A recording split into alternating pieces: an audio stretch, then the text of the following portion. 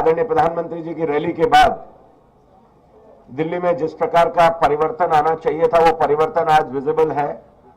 और हमारे बीच में दिल्ली के तमाम दलित नेता जो वास्तव में बहुत समय से अन्य दलों के साथ थे, कुछ लोग कांग्रेस के साथ थे, कुछ बसपा के साथ थे, भारतीय जनता पार्टी की नीतियों को लेकर के, भारतीय जनता पार्टी की विचारधारा को लेकर के और दलित भारतीय जनता पार्टी की तरफ बहुत अच्छे से आकर्षित हो रहे हैं। वो चाहे जनता दल जेडीयू से हो, चाहे वो बसपा से हो, चाहे वो कांग्रेस से हो, उन्होंने भारतीय जनता पार्टी की विचारधारा में अपना विश्वास व्यक्त किया है। और उनको लगता है कि आज भारतीय जनता पार्टी के अगर आप मैक्सिमम सांसद निकालें, लोग दलितों की बात बहुत करते हैं, मैक्सिमम सांसद अगर आप निकालें, मैक्सिमम विधायक अगर आप निकालें देश के अंदर, तो भारतीय जनता पार्टी पहली ऐसी पार्टी होगी जिसके अंदर सर्वाधिक संख्या में सांसद भी दलित भारतीय जनता पार्टी में है और सर्वाधिक संख्या में जो विधायक हैं उनका टोटल अगर देश भर का करेंगे वो भारतीय जनता पार्टी के अंदर है। मैं देखिए आंदोलन से जुड़ा हुआ व्यक्ति हूँ। मैं हमारा संगठन भी है भ्रष्टाचार विरोधी मोर्चा। हम लोग 16 स्टेट में काम कर रहे हैं।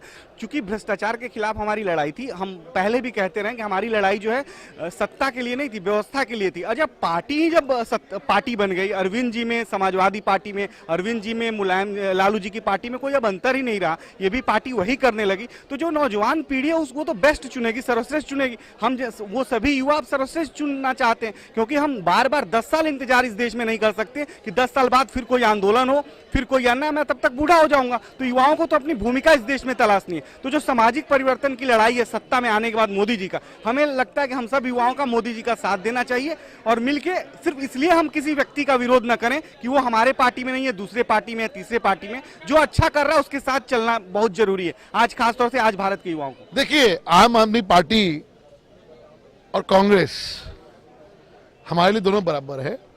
जब हम लोकतंत्र की बात करते हैं तो हमारे लिए सब एक समान है, चाहे वो समाजवादी पार्टी हो, चाहे बसपा हो, चाहे आम आदमी पार्टी, जो भी कोई पार्टी इस फ्रे के अंदर अपना नामांकन भरेगी, हमारे लिए उतनी ही चुनौती रहेगी जितनी बाकी दल है।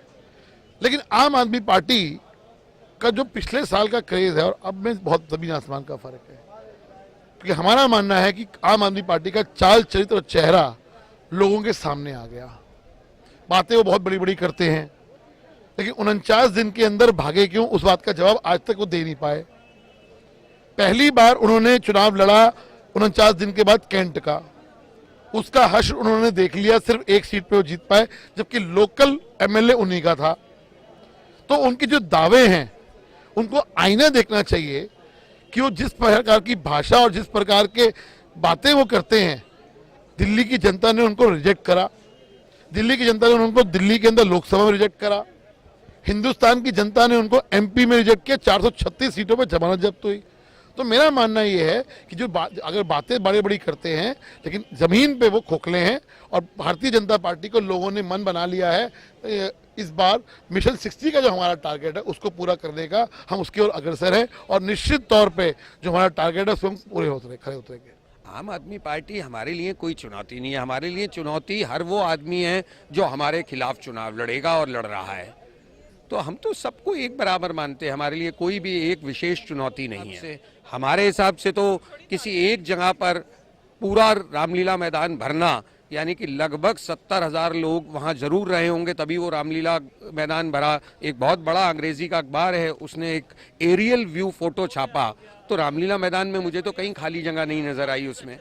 मुझे लगता है दिल्ली की जनता को जो एक ईमानदार संदेश जाना चाहिए था वो गया है। हमने दिल्ली की जनता को कोई सदबाग, कोई सब्जबाग नहीं दिखाया है।